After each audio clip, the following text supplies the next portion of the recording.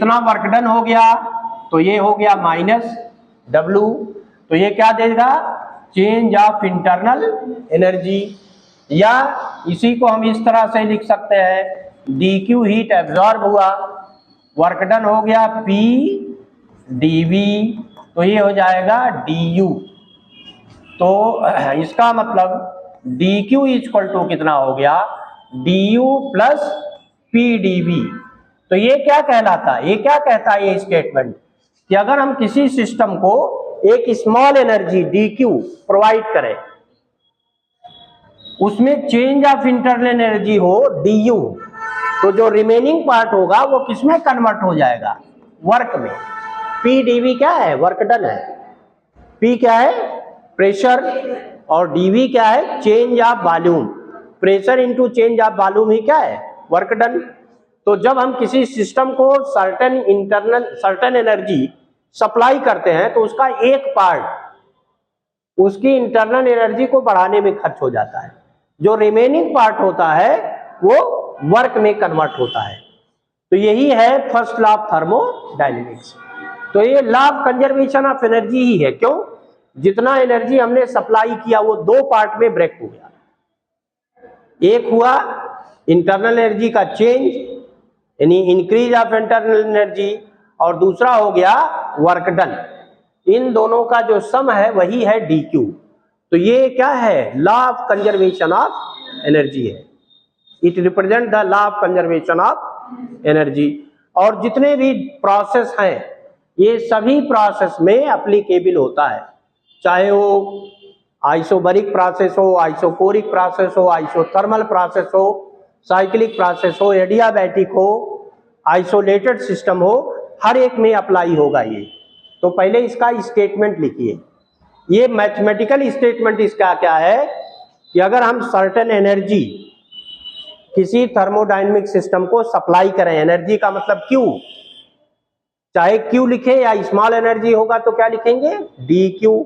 इसी को हम इस फॉर्म में भी लिख सकते थे, Q equal to delta U plus W।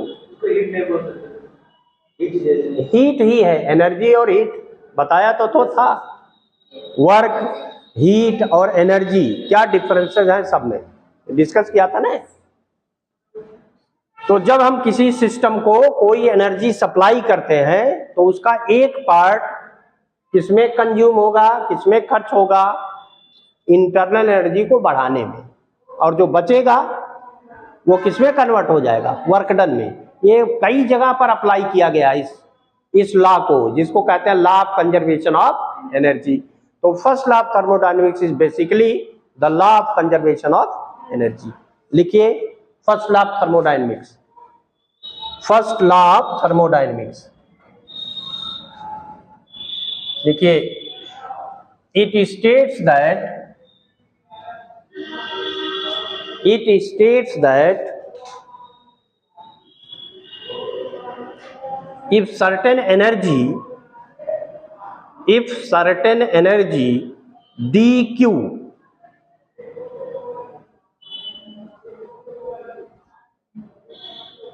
is given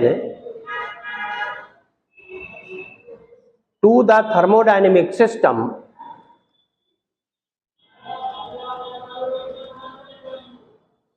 one part of it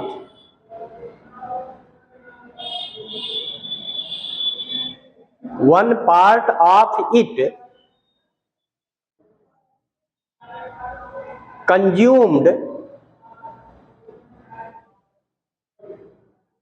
to change the internal energy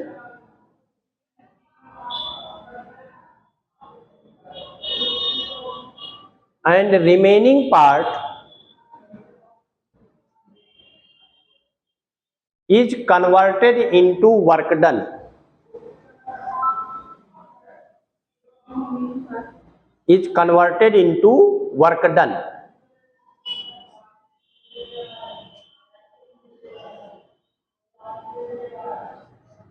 Whatever the process may be,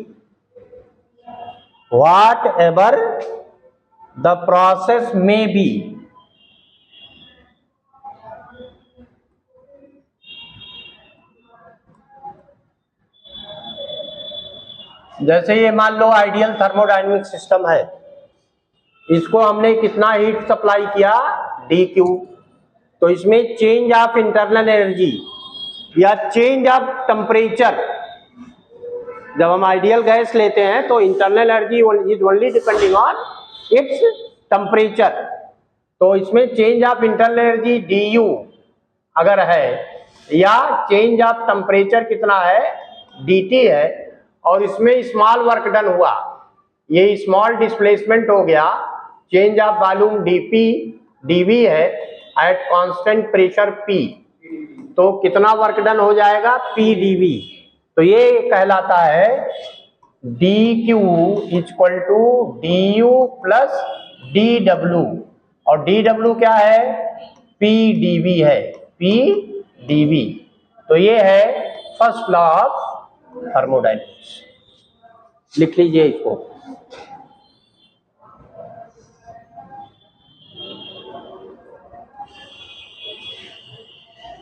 अब अभी वो बताया था कि अगर एक इनिशियल स्टेज से फाइनल स्टेट में हम जा रहे हैं, अलग अलग प्रोसेस में अलग अलग हीट सप्लाई कर रहे हैं, अलग अलग वर्क डन है, लेकिन उनका जो डिफरेंस आता है वो सेम आता है, उसी से ये रिजल्ट दिया गया था।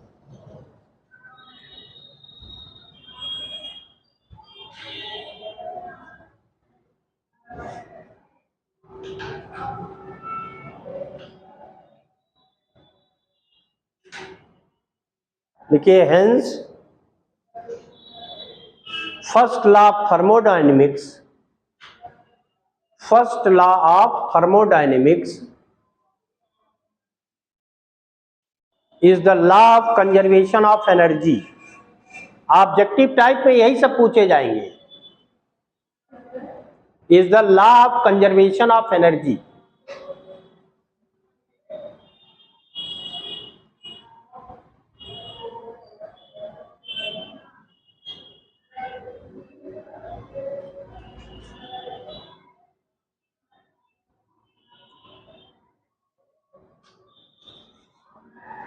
अब हमको एक रिलेशन की बार बार जरूरत होती है, Cp minus Cv equal to capital R.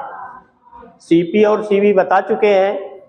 Cp, capital Cp क्या है, molar heat capacity eight constant pressure, capital Cv molar heat capacity at constant volume.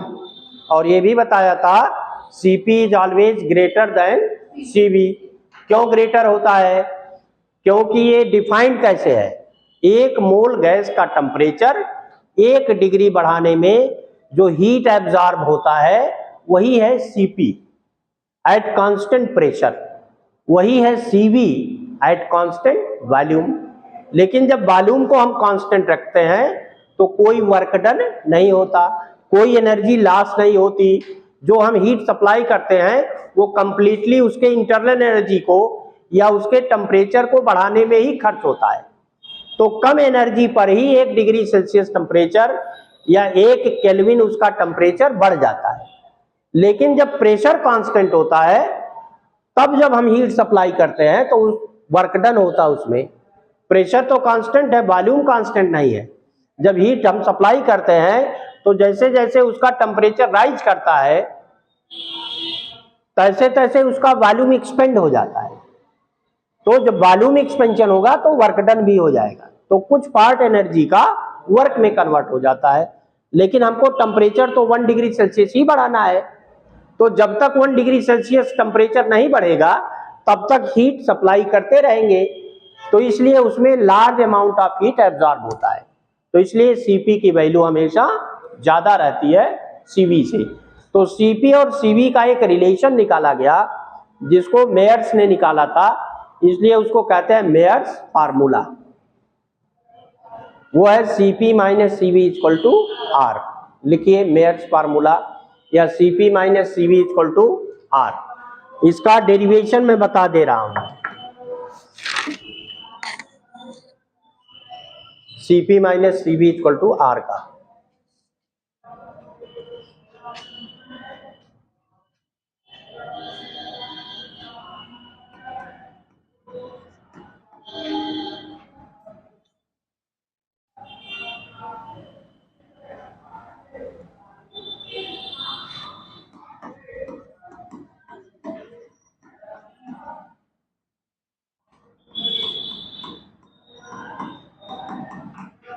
ये रिलेशन है। कई तरह से इसको हम डिराइव कर सकते हैं।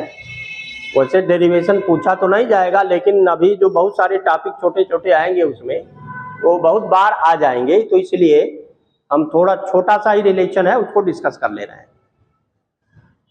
तो उसमें फर्स्ट लॉ ऑफ थर्मोडायनेमिक्स ही यूज होगा। फर्स्ट लॉ ऑफ थर्मोडायनेमिक्स क्या कहता है? By first law of thermodynamics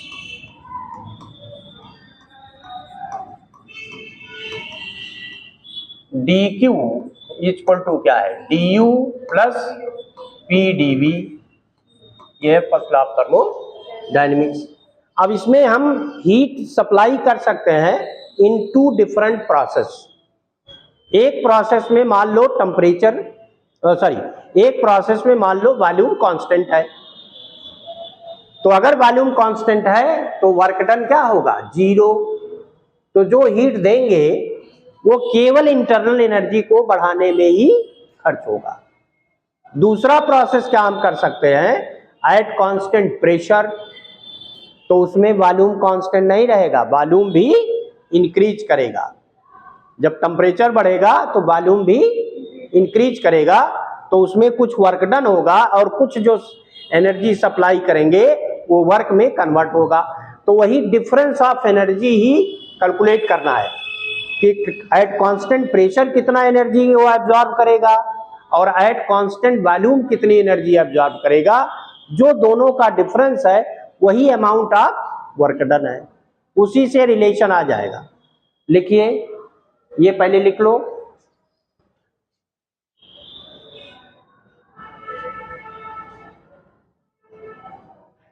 देखो, if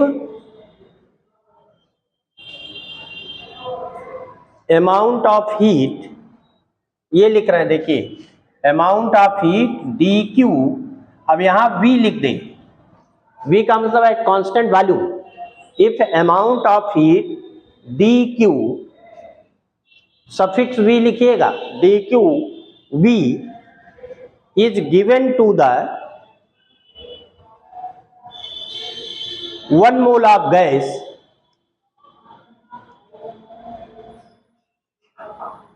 is given to the 1 mole of gas at constant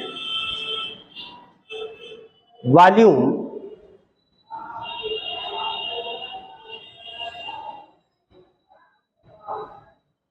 then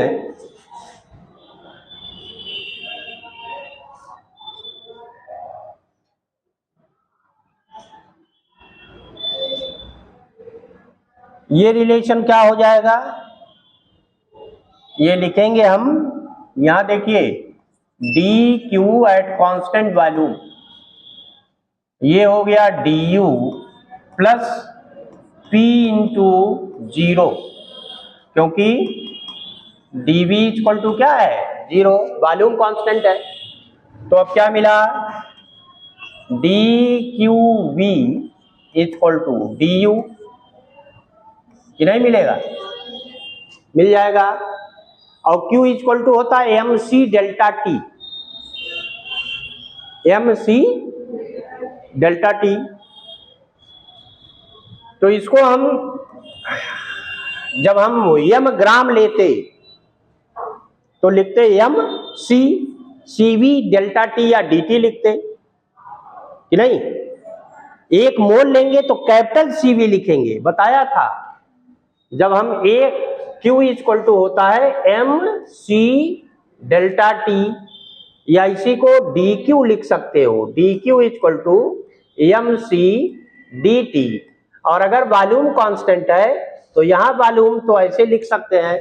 और ये क्या है? अगर एक मोल गैस ले तो इसी को मोलर हीट कैपेसिटी कहते हैं, तो ये हम लिखते हैं कैपिटल CV DT। तो ये होगा DQV, पीछे बता चुके हैं। तो यही हम यहां लिखेंगे। ये जो DQV आया ये एक्चुअल में क्या है? CV DT है। ये है CV DT, जब टेम्परेचर बढ़ाया तो ये है आपका DU। अब उसको हटा दे रहे हैं। समझाने के लिए बताया था।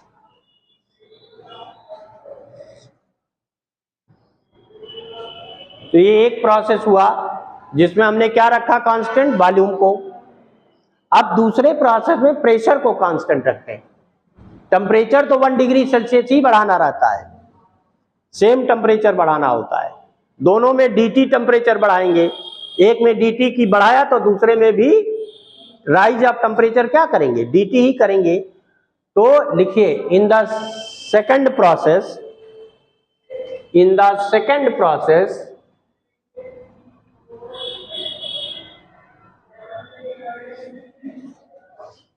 इफ, अब ये लिख रहे हैं देखिए D Q P, P suffix है, D Q P is heat given to the system, is heat given to the system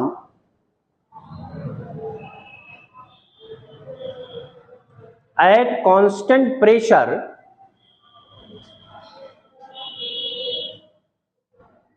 to same change of internal energy, to same change of internal energy, then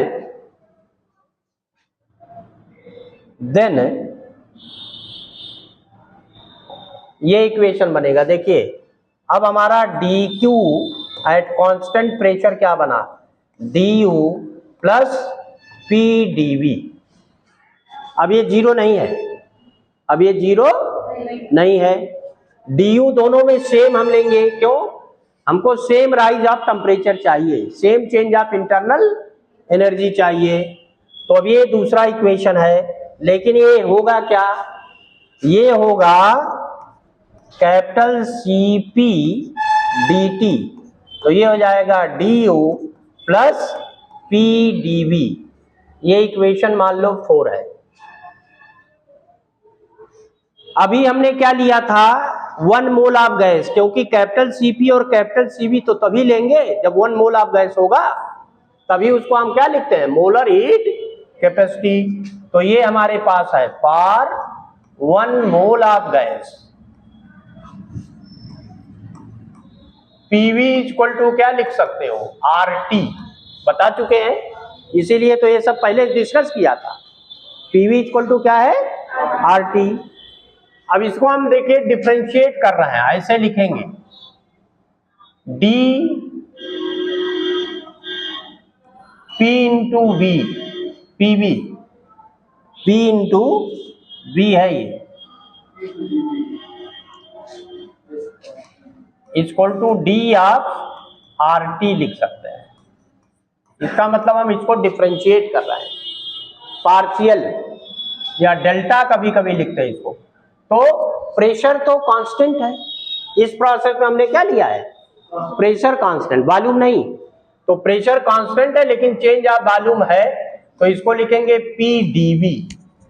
pressure constant है, change of volume है, तो DV. और यहाँ are gas constant है, तो are बाहर हो गया, चेंज ऑफ टेम्परेचर क्या होगा, डीटी। तो पी डीवी को क्या लिख सकते हैं, आर डीटी। तो इस इक्वेशन में लिखे, देन 4 को हम ऐसे लिख सकते हैं, ये है CP DT equal to D U plus R DT. यही 4 था ना, देख लीजिए हमने पी डीवी के जगह क्या लिख दिया, आर डीटी लिखा। तो बाई इक्वेशन 1 देखिए, equation 3 D U equal to क्या था, सीवी डीटी था, तो हम इसको फिर यूज कर ले, तो ये है सीपी डीटी इक्वल टू, ये हो गया सीवी डीटी और प्लस आर डीटी। तो डीटी ये हो गया CP DT equal to, DT आप बाहर ले लो, ये हो जाएगा सीवी प्लस आर, डीटी और डीटी कैंसिल हो गया, तो ये हो गया CP equal to CV plus R. तो ये लिख सकते हैं सीपी माइनस सीवी, ये सीवी था, सीवी इक्वल टू क्या आ गया, कैपिटल आर। यही है मेयर्स फॉर्मूला। अभी हमने कहाँ से लिया, ये बाई इक्वेशन 3, बाई इक्वेशन 3।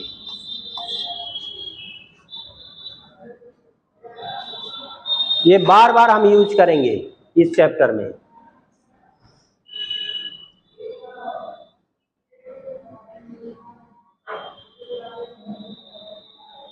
अब यहां देखिए क्या रिलेशन मिला। अगर कांस्टेंट वॉल्यूम है तो du इक्वल टू क्या है, cv dt है। अगर कांस्टेंट प्रेशर है तो du इक्वल टू क्या है, cp dt minus p dv है, और p dv क्या है, r dt है।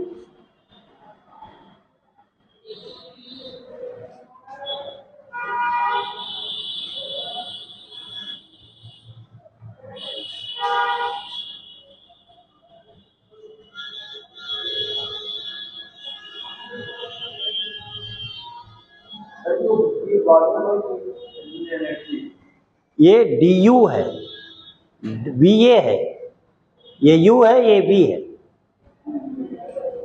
यहां पर एंगल देखिए नहीं है, और यहां पर एंगल बना हुआ है, तो ये एक du है और ये v है। यहाँ u और v नहीं दिखाई दे रहा है, डिफरेंस नहीं दिख रहा है ना। ये जो du है, हाँ ये du है भाई, ये du है। इसी के जगह पर हमने क्या लिख दिया, cv dt। यहां देखो cv dt लिखा कि नहीं, क्योंकि वहां आ चुका है वो।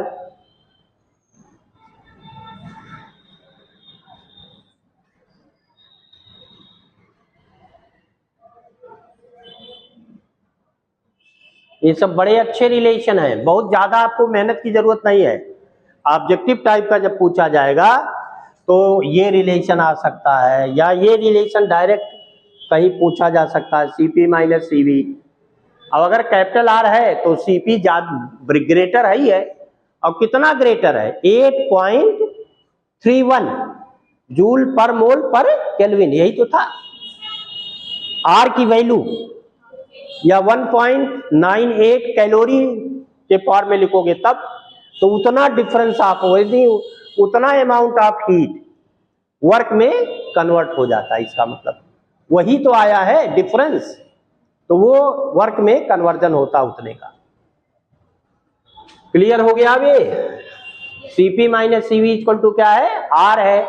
R की वैल्यू 8.31 जूल पर मोल पर केल्विन, तो इसका मतलब कि cp हमेशा मोर देन cv है कि नहीं है। अब कितना मोर है, वही जो R की वैल्यू है उतना ही वो लार्ज है। ये बार बार पूछा जाता है कंपटीशन में। चलिए, अब बहुत सारे एप्लीकेशन है फर्स्ट लॉ ऑफ थर्मोडायनेमिक्स से, सब लोग लिख लिया। एप्लीकेशन लिखो, application of first law of thermodynamics. ये भी उसका एक एप्लीकेशन ही था, हमने उसी को यूज किया है, फर्स्ट लॉ ऑफ थर्मोडायनेमिक्स को ही यूज किया है। ये जो फर्स्ट लॉ ऑफ थर्मोडायनेमिक्स या law of conservation of energy है, आइडियल केस है। ये भी बार बार मैं बता रहा हूं, क्योंकि अगर आइडियल केस नहीं होता तो सेकंड लॉ ऑफ थर्मोडायनेमिक्स आता ही नहीं। सेकंड लॉ ऑफ थर्मोडायनेमिक्स क्यों आया, क्योंकि फर्स्ट लॉ का लिमिटेशन है, ये केवल आइडियल केस में होता है। एक्चुअल जो थर्मोडायनेमिक प्रोसेस है उसमें ये कभी होल्ड नहीं करता है, इसीलिए फिर सेकंड लॉ ऑफ थर्मोडायनेमिक्स आया। अब डिफरेंट प्रोसेस क्या है फर्स्ट लॉ ऑफ थर्मोडायनेमिक्स में, उसके एप्लीकेशन में डिफरेंट प्रोसेस ही हैं। लिखो, नंबर 1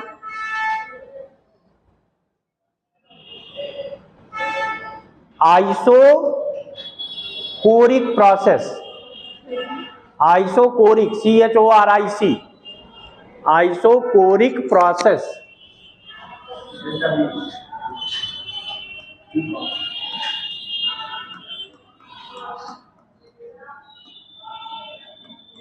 आइसोकोरिक प्रोसेस माने वॉल्यूम कांस्टेंट होता है, उसको आइसोकोरिक प्रोसेस कहते हैं। लिखिए, in isochoric process volume remains constant, volume remains constant.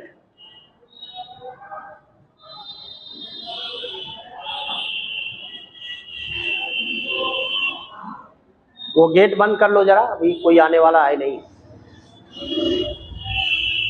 बंद कर लो, आवाज कम आएगी।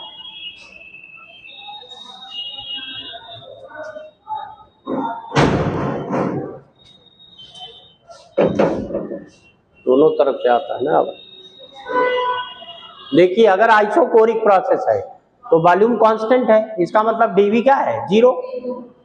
तो in isochoric process DV equal to 0 होगा।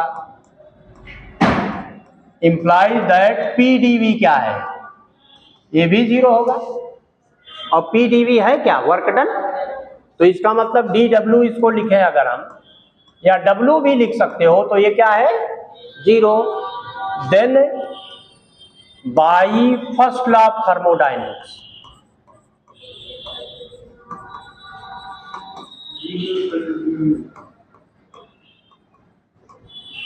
हमारे पास तो ये था D Q equal to D U plus P D V. तो डी क्यू इक्वल टू क्या आया, डी यू प्लस 0। तो D Q equal to D U आया, या Q equal to D U, delta U लिख सकते हैं। इसी को or Q equal to delta U. Delta U का मतलब change of energy, change of energy. तो ये क्या कह रहा है कि जो हम एनर्जी सप्लाई करेंगे वो टोटल किसमें कन्वर्ट हो जाएगा, इंटरनल एनर्जी में। इसका मतलब इंटरनल एनर्जी बढ़ जाएगा सिस्टम का जब हम हीट सप्लाई करेंगे, घटेगा जब हीट को एब्जॉर्ब कर लेंगे, एक्सट्रैक्ट कर लेंगे।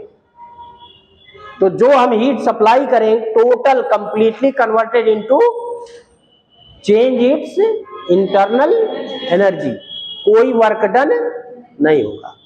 ये आइडियल केस है, मैं बताया हूं अभी। लिखो पहले उतना, हो गया। लिखिए, then total energy given to the thermodynamic system, given to the thermodynamic system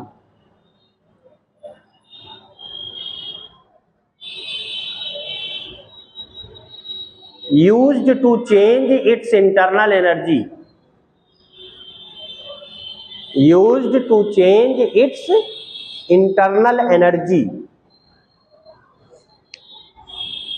इसका मतलब इंटरनल एनर्जी बढ़ जाएगा कि नहीं, इंटरनल एनर्जी बढ़ जाएगा। आप कुकर में खाना क्यों बनाते हो, कुकर में क्यों बनाते हो खाना, वॉल्यूम कांस्टेंट रहता है। 5 लीटर का कुकर है तो 5 लीटर तो रहेगा, कि गर्म करोगे 7 लीटर हो जाएगा, नहीं, 5 ही लीटर रहता है वो, वॉल्यूम कांस्टेंट है।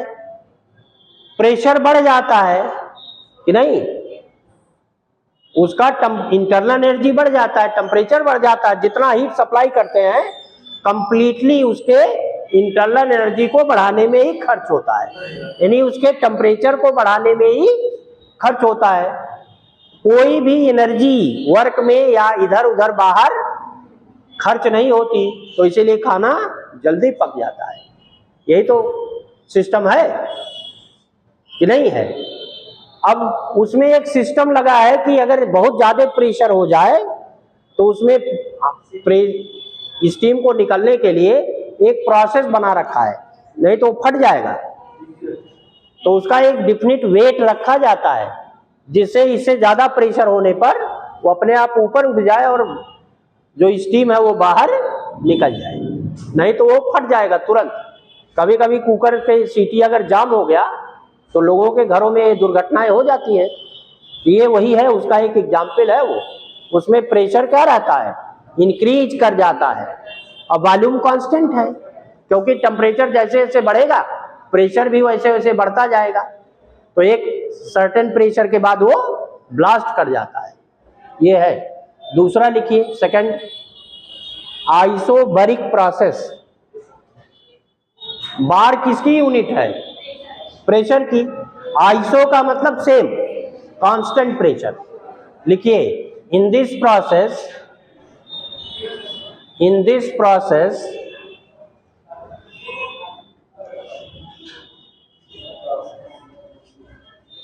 Pressure remains constant. इतना देर में क्यों? Pressure remains constant, then by first law of thermodynamics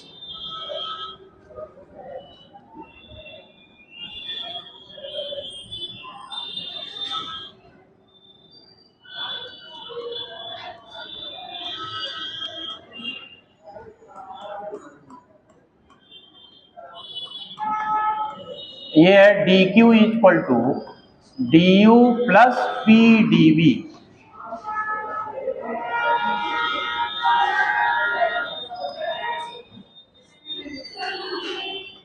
अब ये कहाँ होते हैं? जितने नेचुरल फिनोमेना है सब में यही होगा ना। आप पानी को गर्म करोगे तो पानी क्या बनेगा? वेपर में वॉल्यूम एक्सचेंज, वॉल्यूम बढ़ेगा। और प्रेशर क्या है? एटमॉस्फेरिक प्रेशर है, वो तो कांस्टेंट है। अगर ओपन आपने पॉट लिया है, खुला बर्तन लिया है, तब तो प्रेशर नहीं चेंज होगा ना। जो हीट दोगे वो पहले तो टेम्परेचर इंक्रीज करने में खर्च होगा इंटरनल एनर्जी, और एक डिफिनिट टेम्परेचर के बाद उसका वेपराइजेशन भी शुरू होगा, तो वर्क डन में कन्वर्जन होगा कि नहीं? तो वेपराइजेशन ऑफ वाटर कि नहीं, वो क्या है? आइसोबैरिक प्रोसेस है। All natural phenomena take place in nature, all phenomena take place in nature are at atmospheric pressure. तो वो सभी क्या होते हैं? आइसोबैरिक होते हैं। पानी फ्रीज हो जाए कि नहीं, पानी जब फ्रीज होगा तो उसमें भी प्रेशर क्या रहता है? कांस्टेंट। वॉल्यूम चेंज होगा, टेम्परेचर चेंज होगा, या इंटरनल एनर्जी चेंज होगा, दोनों होते हैं। लिख लीजिए, all natural phenomena, all natural phenomena are isobaric process.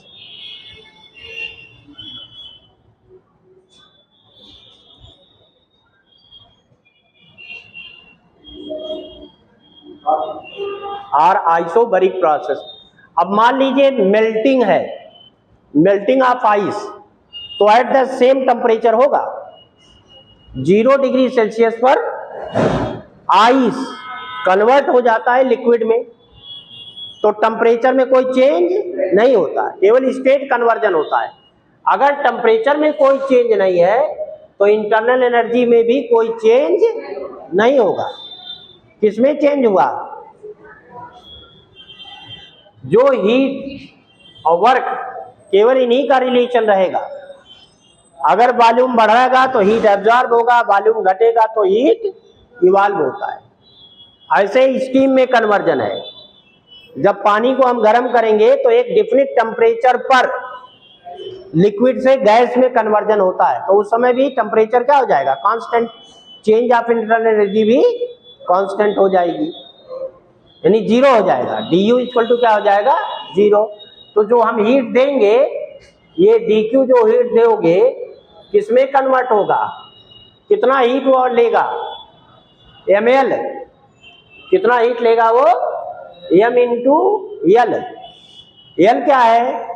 Latent heat of vaporization, latent heat of fusion. तो एट द सेम टेम्परेचर होता है, यानी किसी सिस्टम का केवल स्टेट कन्वर्जन के लिए, किसी सिस्टम के स्टेट कन्वर्जन के लिए टेम्परेचर कांस्टेंट आता है उस समय। जो 1 ग्राम सब्सटेंस जितना हीट एब्जॉर्ब करता है वही उसका क्या कहलाता है? Latent heat. तो अगर वेपर में कन्वर्जन हो, लिक्विड से वेपर, तो लेटेंट हीट ऑफ वेपराइजेशन। अगर लिक्विड से सॉलिड में या सॉलिड से लिक्विड में होता है ना, अगर लिक्विड से सॉलिड में तो फ्यूजन होगा। तो इस तरह से उसमें कन्वर्जन होता है, स्टेट कन्वर्जन, केवल टेम्परेचर वही रहता है। तो अगर टेम्परेचर वही है तो इंटरनल एनर्जी का कोई चेंज नहीं है। तो जो हम हीट देते हैं वो क्यू कितना होता है? m into L. एल क्या है, latent heat of vaporization, fusion, जो भी है प्रोसेस, और एम क्या है, उस बॉडी का मास है, और ये वर्क में कन्वर्ट होता है। जैसे हमने दिया, मान लो m ग्राम वाटर है, किसमें कन्वर्ट हुआ, स्टीम में एट 100 डिग्री सेल्सियस, तो ये होगा m into L V, V क्या है, वेपराइजेशन, तो ये लेटेंट हीट ऑफ वेपराइजेशन, तो यहाँ P कांस्टेंट रहेगा, और V2 क्या होगा, V ऑफ गैस और माइनस V ऑफ लिक्विड, या V ऑफ स्टीम कह लो, स्टीम में कन्वर्ट होगा ना, तो लिक्विड से किस में बदल जाएगा, गैस में, तो वॉल्यूम बहुत अधिक होगा और लिक्विड का वॉल्यूम बहुत कम होगा।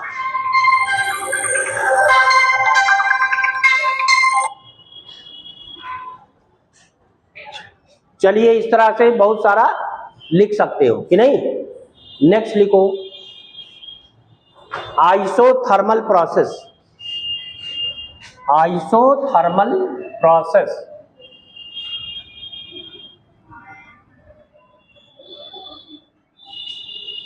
देखिए, इन this process temperature of the system remains constant, temperature of the system remains constant, temperature of the system remains constant, that is, तो ये है dt equal to 0, change of temperature 0 है, तो इसका मतलब कि du equal to 0, change of internal energy भी 0 रहेगा। Then dq equal to du plus pdv implies that dq equal to 0 plus pdv, या dq इक्वल टू dw, या q equal to आप w लिख सकते हो।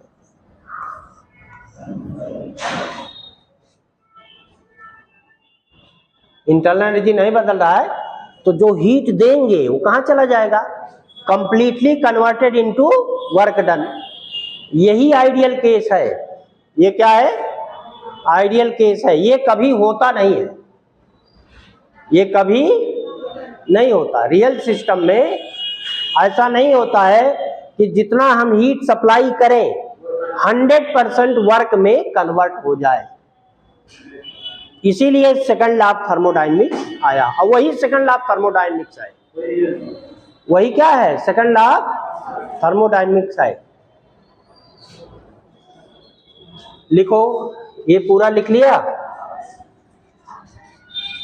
देखिए, then total energy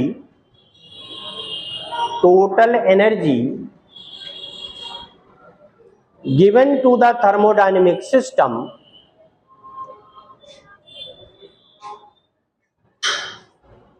completely converted into work done, completely converted into work done,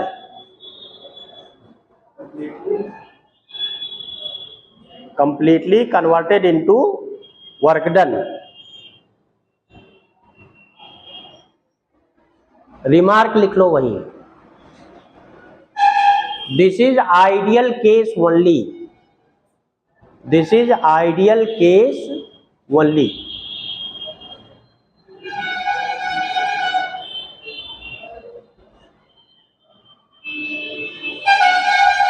Karnat ने, एक scientist है कार्नाट, उन्होंने एक आइडियल इंजन की थ्योरी डिजाइन की, और उसमें उन्होंने ये प्रूव किया कि जो एफिशिएंसी है उस इंजन की वो भी 100% नहीं होती, और उन्होंने ये भी बताया कि no real engine is possible which is more efficient than the Carnot cyclic engine या कार्नाट आइडियल इंजन। तो उसकी भी एफिशिएंसी 1 नहीं थी या 100% नहीं थी, उसी से स्टेटमेंट आया कि no real engine exist no real system exists in which total energy given to the thermodynamic system is completely converted into work done। और वही क्या है, सेकंड लॉ ऑफ थर्मोडायनेमिक्स। उसका एक दूसरा स्टेटमेंट भी है कि हीट बिना किसी थर्ड एजेंसी के कोल्डर बॉडी से हॉटर बॉडी में कभी पास फ्लो नहीं करेगा, कभी पास नहीं होगा, या कभी colder to hotter, colder to hot से कोल्ड में तो होगा, लेकिन कोल्ड से हॉट में नहीं होगा। ये भी वो सेकंड लॉ ऑफ थर्मोडायनेमिक्स का दूसरा स्टेटमेंट है। लेकिन ऐसे इंजन डिजाइन किए गए जिसमें एक थर्ड एजेंसी के माध्यम से हम ये प्रोसेस करते हैं। जो रियल इंजन है, जिसको हम हीट इंजन कहते हैं, उसमें second law of thermodynamics apply किया गया, उसकी फिर इफिशियंसी निकाली गई, तो उसमें भी एक थर्ड एजेंसी की जरूरत होती है। अब रेफ्रिजरेटर हम लोगों के घर में है, जानते ही होंगे कि नहीं। रेफ्रिजरेटर क्या करता है, एक कोल्ड बॉडी को और कोल्ड में कन्वर्ट करता है। तो इसका मतलब क्या हुआ, कोल्ड बॉडी से हीट एब्जॉर्ब होता है और कहाँ जाता है वो, सराउंडिंग में। सराउंडिंग हॉट बॉडी रहता है, तो उल्टा नहीं हुआ। लेकिन उसमें एक कंप्रेशर होता है, उसमें क्या होता है, एक जो वर्किंग सब्सटेंस है वो है कंप्रेशर, वो वर्क करता है, इस वजह से ऐसा होता है। आया समझ में। तो इसलिए ये जो बताया जा रहा है कि टोटल एनर्जी सिस्टम को जो दे 100% वर्क में कन्वर्ट हो, ये केवल आइडियल केस है। रियल इंजन में ऐसा या रियल प्रोसेस में ऐसा नहीं होता है। इसीलिए सेकंड लॉ और फिर थर्ड लॉ ऑफ थर्मोडायनेमिक्स आया। थर्ड लॉ तो यही कहता है कि absolute zero is never possible in any system, वो केवल आइडियल है। हम ये जम्पशन कर लेते हैं कि जीरो केल्विन कोई टेम्परेचर एग्जिस्ट करता है, ऐसा कोई टेम्परेचर एग्जिस्ट, वही थर्ड लॉ ऑफ थर्मोडायनेमिक्स है। उसी को एक्चुअल में क्या कहते हैं, थर्ड लॉ ऑफ थर्मोडायनेमिक्स। तो ये उसी से सबसे निकल करके आए हैं, कोई अलग नहीं है, ये सब एक दूसरे से रिलेटेड रिजल्ट है। तीन ये हो गए, आइसोकोरिक, आइसोबरिक और आइसोथर्मल, टेम्परेचर, प्रेशर और वॉल्यूम। अब एक होता है साइक्लिक। साइक्लिक का क्या मतलब हुआ, हमने पानी को गर्म किया, किसमें बदल गया, वाष्प में, वाष्प को ठंडा किया, फिर पानी में आ गया। हमने आइस को हीट किया, लिक्विड में बदला, लिक्विड को हीट किया, गैस में बदल गया या वेपर में, फिर ठंडा करेंगे तो फिर उसी स्टेट में आ जाए। तो अगर डिफरेंट स्टेट से होते हुए हम उसी इनिशियल स्टेट को गेन कर ले, तो जो प्रोसेस होता है उसका नाम है साइक्लिक, कि नहीं। नेचर में बहुत सारे साइक्लिक प्रोसेस होते रहते हैं, कि नहीं होता है। नेचर में तो बहुत सारे साइक्लिक प्रोसेस है। अब साइक्लिक प्रोसेस में क्या होगा, अगर हम उसी इनिशियल स्टेट में पहुंच गए जिस स्टेट में पहले थे, तो उसी टेम्परेचर को गेन कर लेंगे, उसी इंटरनल एनर्जी को गेन कर लेंगे, कोई चेंज ऑफ इंटरनल एनर्जी नहीं होगा। अरे जो सिस्टम जिस स्टेट में है, अगर उसी स्टेट में फिर से वापस आ गया तो उसमें कोई इंटरनल एनर्जी में चेंज नहीं होता, कोई उसके टेम्परेचर में चेंज नहीं होता है। तो किसमें एनर्जी जो देंगे, हीट जो देंगे या हीट एब्जॉर्ब करेंगे, उससे क्या बदलाव आएगा, वर्क डन। उससे क्या होगा, वर्क डन में होगा। इस केस में भी था, वर्क डन कब पॉजिटिव और कब निगेटिव होगा। कब पॉजिटिव होगा वर्क डन, जब work done on the system होगा तो वॉल्यूम घटेगा, तो वर्क डन निगेटिव होगा। और जब work done by the system होगा, वॉल्यूम बढ़ेगा, तब वर्क डन पॉजिटिव होगा। ये याद रखिए, वॉल्यूम बढ़ने का मतलब पॉजिटिव, घटने का मतलब निगेटिव। ये बार बार हम पूछेंगे, तो एक कंसेप्ट याद रखेंगे तो पॉजिटिव और निगेटिव नहीं भूलेगा। अगर सिस्टम वर्क करे, सिस्टम का मतलब जैसे ही अभी बनाया था, ये था ना, हमने एक आइडियल गैस कहाँ लिया था, सिलेंडर में। अब इसमें गैस है, अगर गैस खुद वर्क करेगा तो पिस्टन को ढकेल देगा, वॉल्यूम इंक्रीज कर जाएगा, तो work done by the system है। क्या होगा? बाय द सिस्टम है, क्योंकि वॉल्यूम बढ़ रहा है तो वो पॉजिटिव रहता है। क्या रहेगा? और जब हम प्रेशर अप्लाई करेंगे, वॉल्यूम घटेगा तो वर्क डन होगा नेगेटिव। वर्क डन क्या हो जाएगा? नेगेटिव। तो ये याद रखेंगे कि कब पॉजिटिव लेते हैं और कब नेगेटिव लेंगे। और साइक्लिक प्रोसेस में भी वर्क डन बताया था कि वर्क डन साइक्लिक प्रोसेस में क्या होगा, क्लॉकवाइज और एंटी क्लॉकवाइज बताया था। तो क्या बताया था ये देखो, साइक्लिक प्रोसेस है क्या, पहले ये समझिए। जैसे मान लो हमने एक थर्मोडायनेमिक सिस्टम का एक स्टेट लिया ए, यहां से हम मान लो चले गए बी पर, बी से फिर चले आए सी पर, सी से चले गए डी पर, और डी से फिर चले आए ए पर। तो ऐसे आए, तो जहां से चले थे वहीं पहुंच गए, जहां से चले वहीं वापस आ गए। तो यही क्या है? साइक्लिक। एक साइकिल कंप्लीट हो गया ना। हम ऐसे भी जा सकते थे, ए से पहले यहां आए, यहां से यहां गए, यहां से यहां आए, यहां से यहां आए। अभी ये प्रोसेस क्या है? क्लॉकवाइज है कि एंटी क्लॉकवाइज? ये क्लॉकवाइज है। ये क्या है? क्लॉकवाइज है। तो इसमें देखिए वर्क डन क्या है, पीछे हम डिस्कस कर चुके हैं।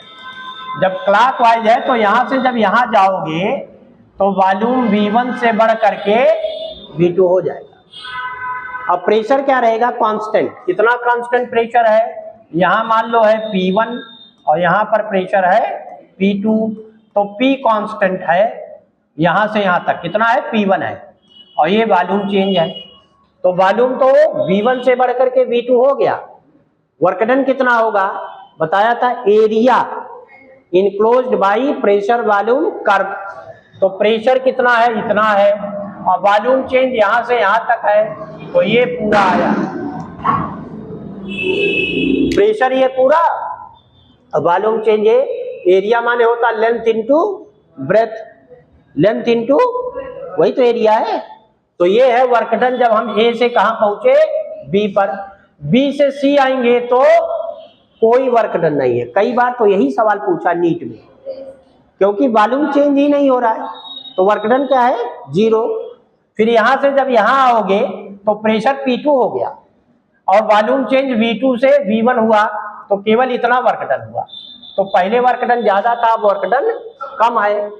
और पहले जो था, जब V1 से बढ़ गया V2 तो वर्क डन ये आया, WAB इक्वल टू P1 और V2 minus V1, final minus initial. Final ज्यादा है, इनिशियल कम है, तो पॉजिटिव होगा।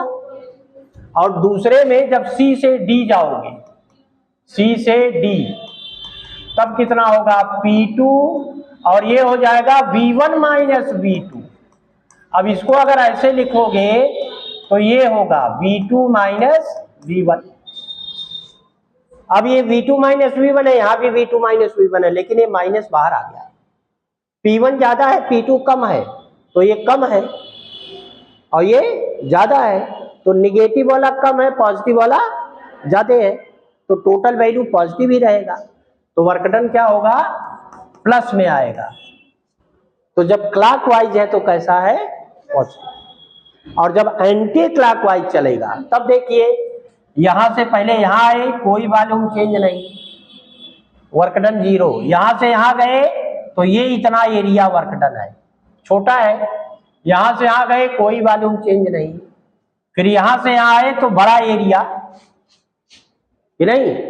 तो बड़ा वाला क्या है? निगेटिव, और छोटा वाला पॉजिटिव है, तो निगेटिव वर्क डन हो जाएगा, कि नहीं हो जाएगा?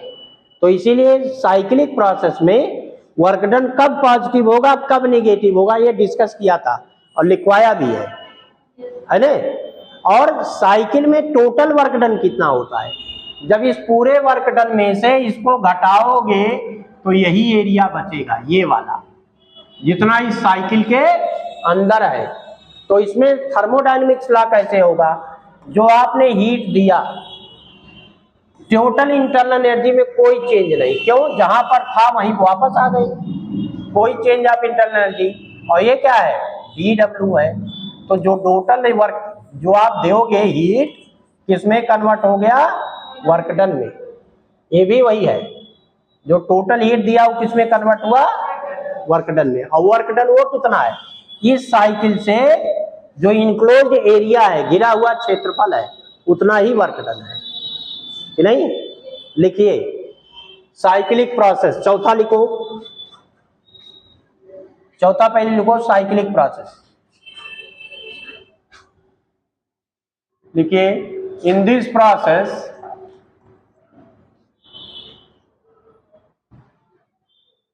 system returns into, in this process system return, वापस लौटना, into, returns into its initial state, its initial state, then there is no change of its internal energy, there is no change of its internal energy,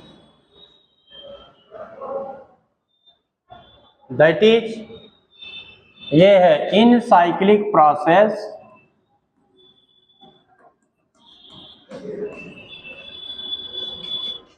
du equal to क्या है, 0। Then by first law ये क्या था, dq equal to du plus dw।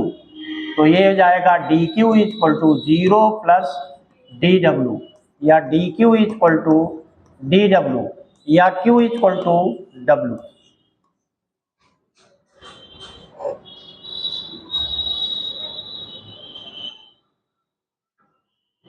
तो यही isothermal में भी था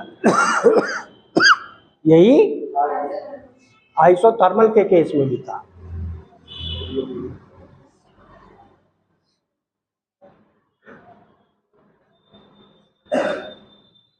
देखिए, hence in the cyclic process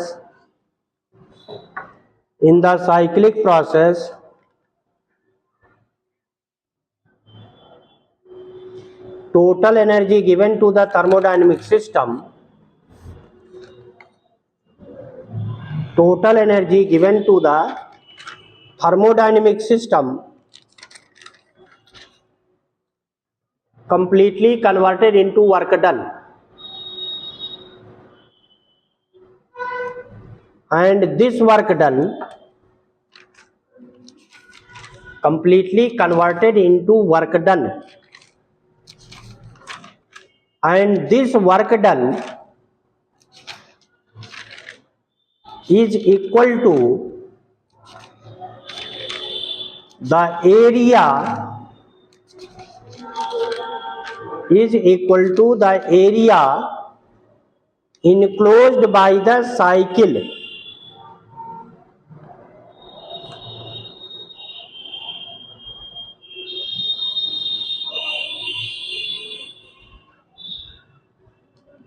it is positive for clockwise, it is positive for clockwise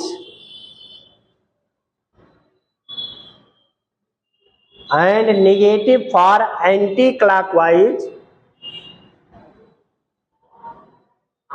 anti-clockwise cyclic process।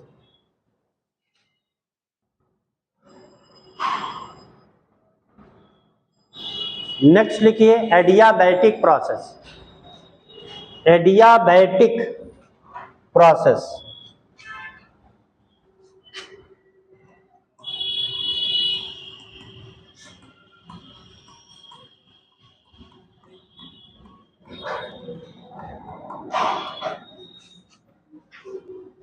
अब एडियाबैटिक क्या है, जिसमें हीट हीट एक्सचेंज नहीं होगा, केवल हीट एक्सचेंज नहीं होगा, वो कहलाता है adiabatic.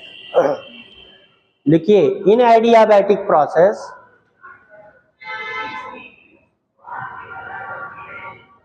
no heat exchange take place, no heat exchange take place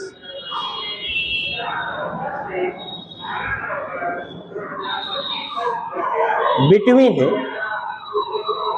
system and surrounding,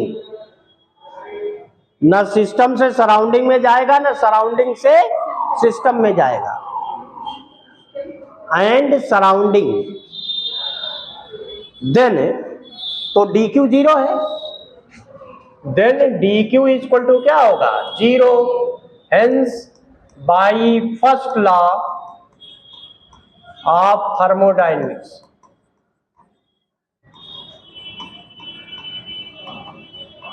क्या हो जाएगा तब, zero is equal to du plus dw, तो du is equal to minus dw या du is equal to minus w।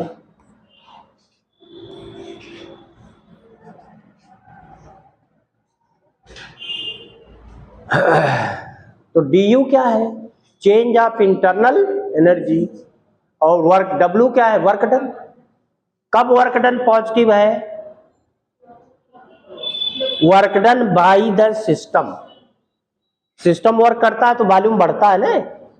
लिखिए, work done by, ये लिख लिया ना, लिखो, work done by the system is positive,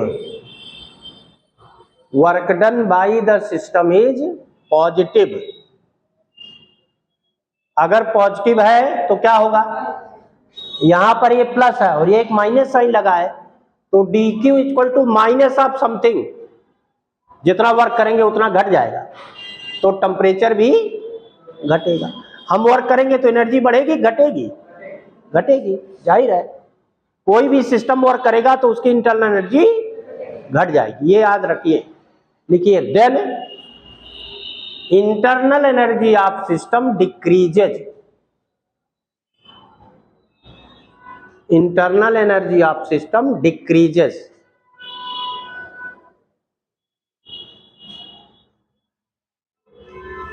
on the other hand,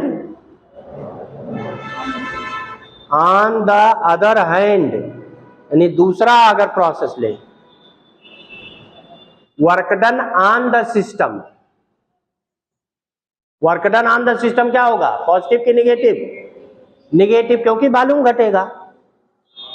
work done on the system is negative, then यही equation ऐसे हो जाएगा, du is equal to minus of minus w, तो क्या आ जाएगा, प्लस w आएगा, तो du पॉजिटिव होगा, इसका मतलब इंटरनल एनर्जी बढ़ जाएगा।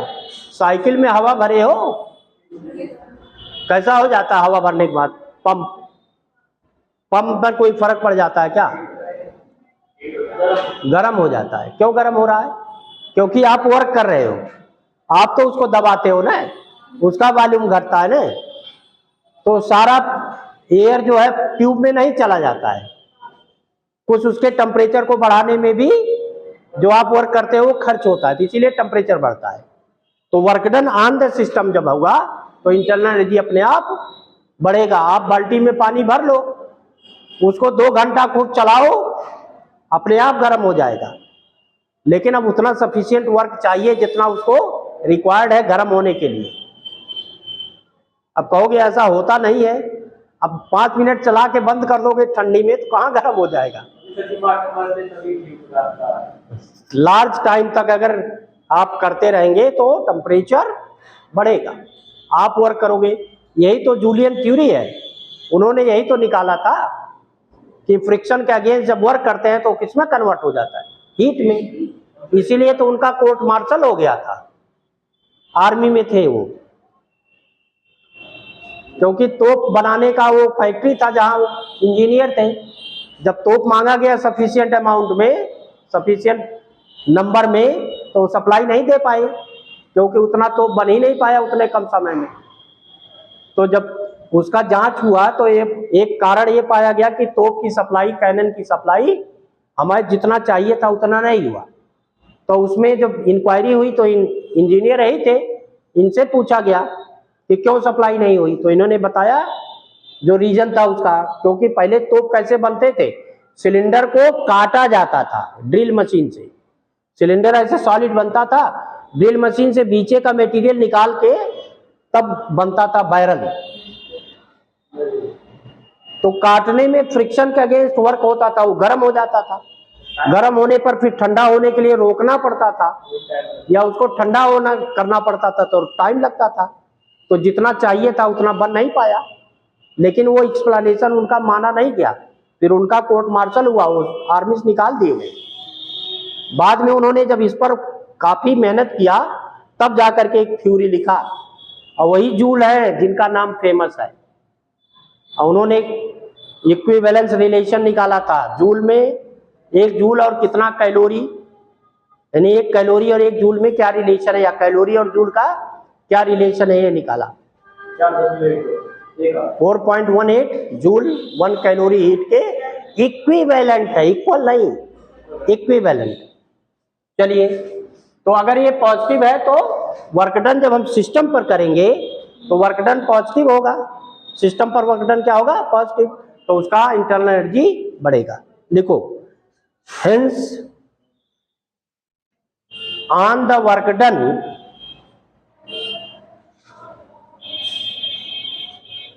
यानी work done on the system, hence by the work done on the system, hence by the work done on the system, its temperature oblique चाहे लिख लो, internal energy increases, its temperature या internal energy increases, temperature बढ़ जाता है या internal energy भी बढ़ जाएगी। नेक्स्ट एक और बचा है इसमें, आइसोलेटेड सिस्टम। नेक्स्ट लिखो, आइसोलेटेड सिस्टम। आइसोलेटेड सिस्टम क्या है?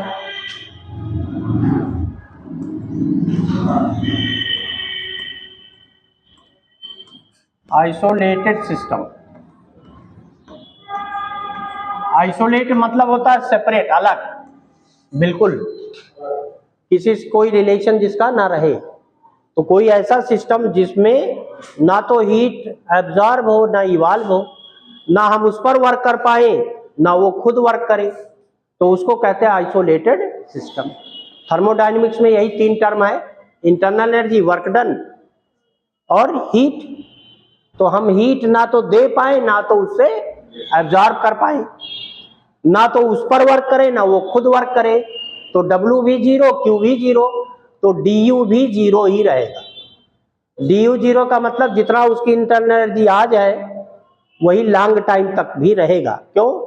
क्योंकि ना तो वो खुद वर्क करेगा ना उस पर वही वर्क डन होगा, ना वो हीट एब्जॉर्ब करेगा ना हीट इवॉल्व करेगा।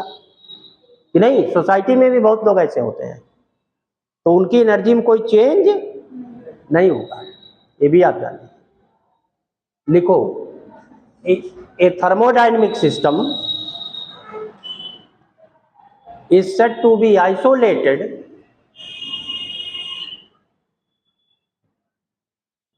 if no heat exchange take place, is said to be is said to be isolated, is said to be isolated if no heat exchange, if no heat exchange as well as no work done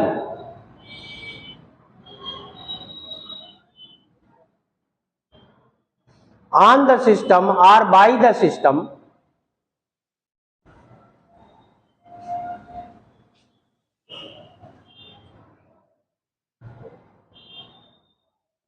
then ये है Q equal to 0 या dQ equal to 0, dW equal to 0, then by first law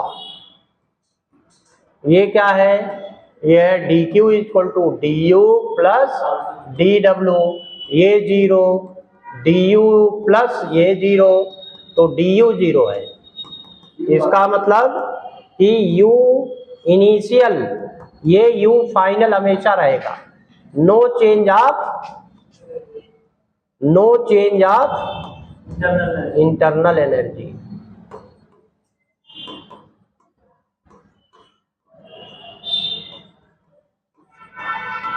is possible by any process.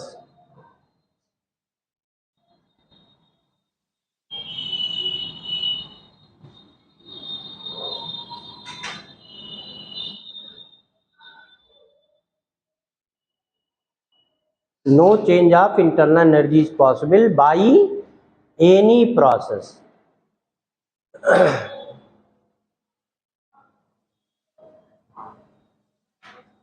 ये तो थे first law of thermodynamics के application, लेकिन अब limitation of first law है कि कहाँ इसकी, ये कहाँ पर तक वैलिड है, किसमें ये वैलिड नहीं होगा। ये अभी बताया कि केवल ये आइडियल केस है, ऐसे बहुत सारे प्रोसेस हैं जिसमें ये पॉसिबल नहीं है कि हम किसी सिस्टम को एनर्जी दे कंप्लीटली वर्क में कन्वर्ट हो। ऐसा रियल प्रोसेस में नहीं होता। जितना हम मान लो मिनरल ले रहे हैं, जितनी उसमें एनर्जी है, पूरी एनर्जी हमारे बॉडी में थोड़ा एब्जॉर्ब होता है, कुछ ना कुछ एनर्जी बॉडी के थ्रू या और प्रोसेस में बाहर चला जाता है कि नहीं। अगर टेम्परेचर बाहर कम है, हमारे बॉडी का 37 डिग्री सेल्सियस है, तो हीट अपने आप बाहर जाती रहेगी, तो बॉडी का एनर्जी तो लॉस होगा ही। यूरिनेशन है, उसमें भी एनर्जी बाहर जाएगी। ऐसे बहुत सारे प्रोसेस हैं। तो जो हम खाना खाए, जितना उसमें एनर्जी था वो 100% कभी बॉडी में नहीं रहेगा, कि रहेगा, नहीं रहेगा कभी। तो एक लिमिटेशन होता है रियल प्रोसेस में भी, उसी को आगे डिस्कस करा गया, वही सेकंड लॉ ऑफ थर्मोडायनेमिक्स है। तो थोड़ा सा पार्ट है, इंजन वगैरह बहुत ज्यादा डिस्कस नहीं करना है, उसकी इफिशियंसी वगैरह बताना और कैसे है ना, कि कैरनट, आइडियल कैरनट इंजन क्या है, और उसमें फिर हीट इंजन और रेफ्रिजरेटर, हीट पंप जिसको कहते हैं, उनकी इफिशियंसी क्या होती है, कैसे निकालते हैं, मेन पार्ट यही सब है। तो अभी आगे कल भी क्लास है तो डिस्कस करेंगे।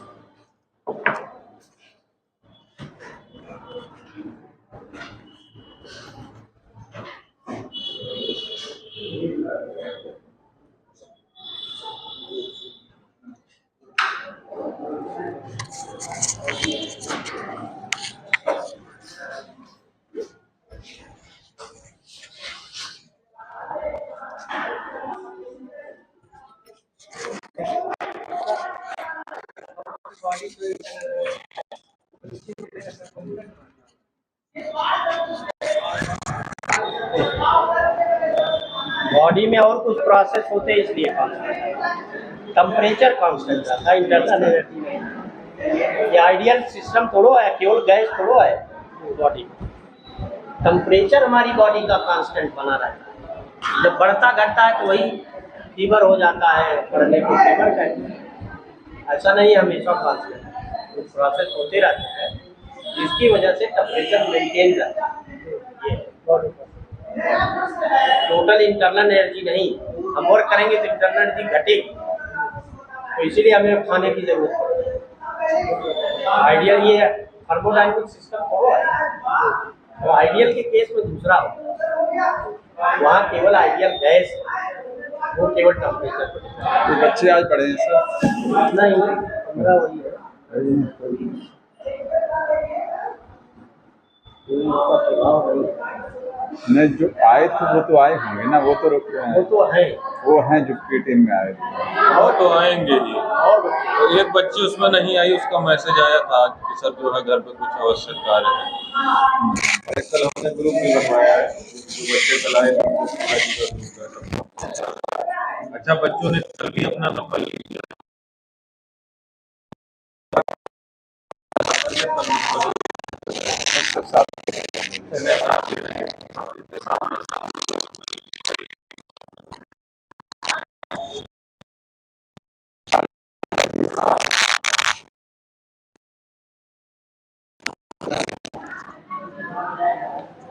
इसी से चला लें।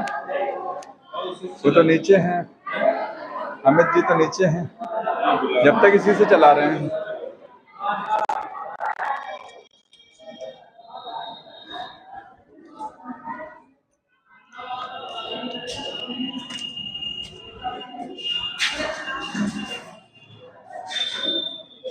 नहीं जा आगे बेटा, सो क्यों रहे हैं, बैठ जाइए।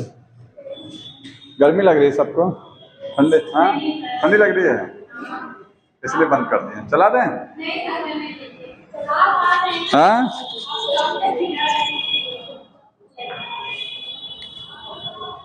इसको ऑन कर दो जल्दी से।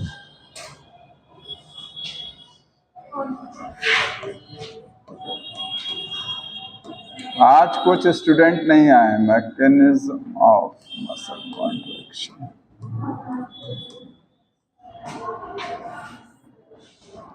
देखिए last time sliding filament theory बता रहे थे आपको।